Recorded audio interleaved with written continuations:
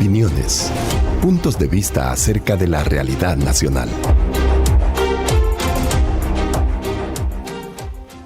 La oposición al gobierno de Bukele. ¿Qué falta? En las marchas del pasado 15 de septiembre, entre las consignas más pegajosas estaba esta: ¿cuál es la ruta? Entre las respuestas había dos muy sonoras. La primera se expresaba mal del presidente. La segunda decía sacar al que recluta. La pregunta ¿cuál es la ruta? Expresa un desafío para los sectores y organizaciones sociales opositoras a varias de las decisiones tomadas por el Ejecutivo, la Asamblea Legislativa y la Corte Suprema de Justicia.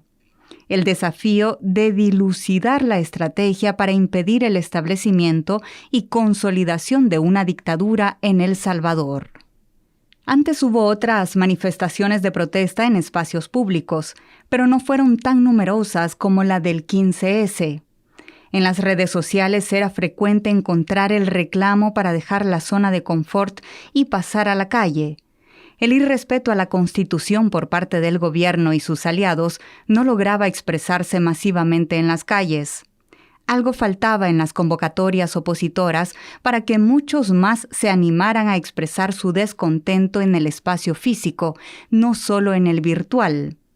La aprobación de la ley del Bitcoin, las reformas a la ley de la carrera judicial, el aval de la Sala de lo Constitucional para la reelección del actual presidente de la República fueron decisiones gubernamentales que activaron emociones y sentimientos de una parte importante de la ciudadanía opositora al gobierno.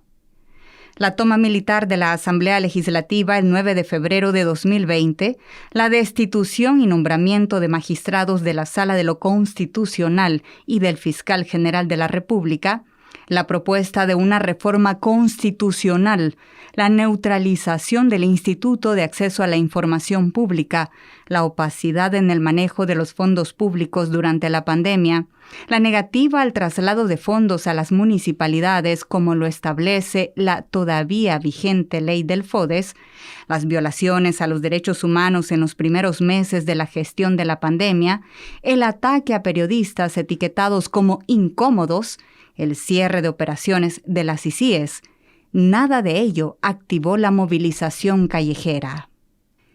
¿Qué es lo que está pasando en El Salvador? ¿Se ha llegado a un punto de inflexión en la popularidad del presidente? Las encuestas de opinión que se dieron a conocer inmediatamente antes del 15S mostraron una disminución en la popularidad de aquel. Pero retirarle el apoyo a alguien no implica necesariamente pasar a la oposición. Una alternativa podría ser simplemente pasar a la indiferencia, distanciarse. Dar el paso a la movilización callejera es algo más. En general se dice que las acciones de protesta en la calle son acciones políticas no convencionales. Es decir, se recurre a medios no institucionalizados para expresar una posición sobre asuntos de interés público.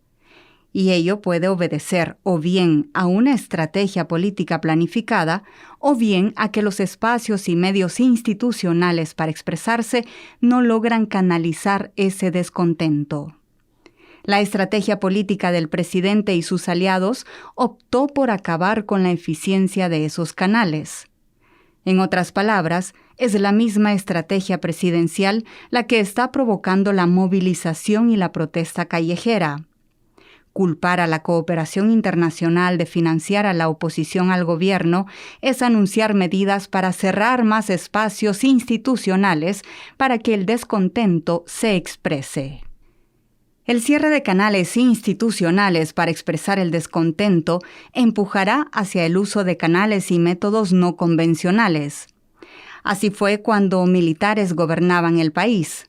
Es el mismo régimen el que lleva a los opositores a buscar canales no institucionales para hacerse escuchar.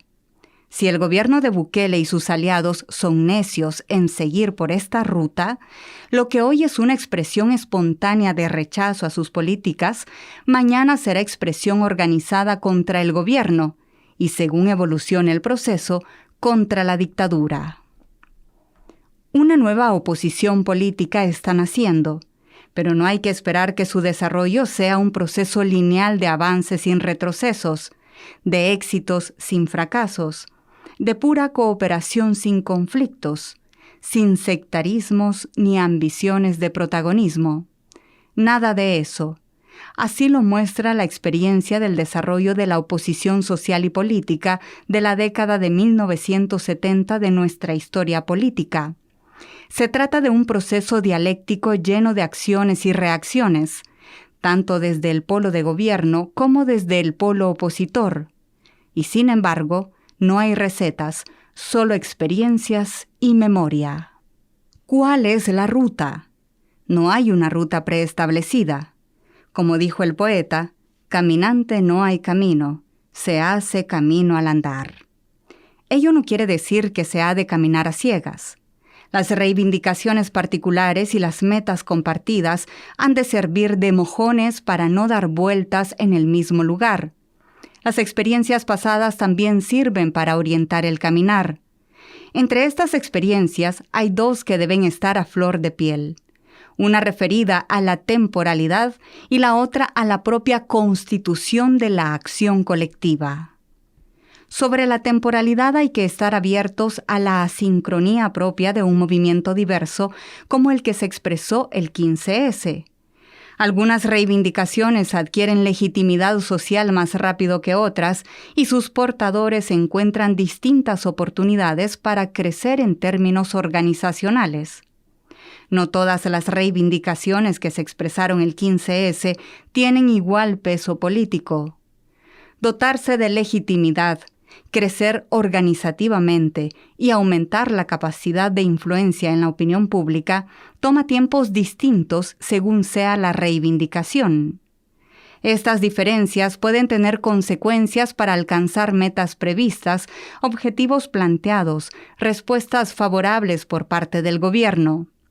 La asincronía al interior de un movimiento social diverso debe ser interpretada como tal y no convertirla en motivo de discordia, de sectarismo, de exclusión.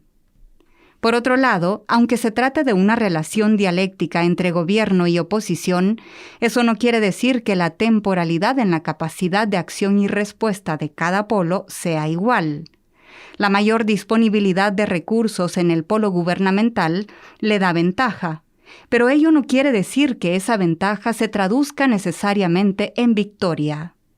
Si así fuera, nunca en la historia podría haberse acabado con regímenes totalitarios y autoritarios. En cuanto a la constitución de la acción colectiva, hay que decir que se trata de constituir una entidad, que no es la mera agregación de partes. Si las marchas del 15S quedan como acontecimientos de agregación de grupos y personas en una actividad común, muy probablemente no se avance más allá del simbolismo. La tarea siguiente, como parte de la ruta, es dotarse de vínculos de coordinación que permitan mantener en el tiempo una acción colectiva capaz de alimentarse del potencial descontento que las decisiones políticas del oficialismo vayan generando.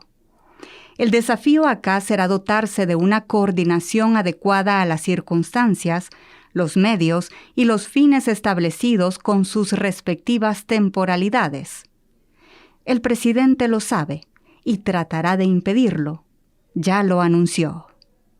Por Álvaro Artiga, docente del Departamento de Sociología y Ciencias Políticas de la UCA.